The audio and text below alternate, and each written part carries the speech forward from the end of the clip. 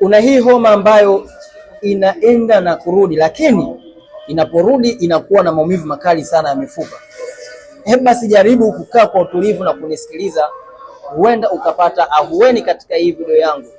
Fahamu ya kuwa hiyo homa ambayo unayohisi ambayo inaambatana na mifupa na wakati mwingine kujihisi uchovu mkali sana, hiyo sio hali ya kawaida, kwa sababu huenda madini yakawa yamepungua, madini ya calcium, madini ya zinki, madini ya magnesium. Lakini kubwa zaidi, inawezekana kinga ya mwili imeweza kupungua au ukao na ugonjwa wa kisukari. Basi hii hali usiweze kuipuuzia, kwa sababu hiyo homa ambayo inaambatana maumivu makali ya mifupa au hicho kisukari ambacho unacho na unakipuuzia ndio chanzo mojawapo cha kwenda kusababisha wewe kukatwa viungo vya mwili. Sasa ikiwa kama utaki hii dhika au hii athari iweze kukufika, Dr. Kiba nimeweza kusaidia watu wengi sana kupona changamoto zao kutumia viambatisho vyangu tu. Inatosha ndani ya siku 60 kuondoa changamoto yako kutoka kwenye chanzo. Usisubiri wasanami ili niweze kukusaidia.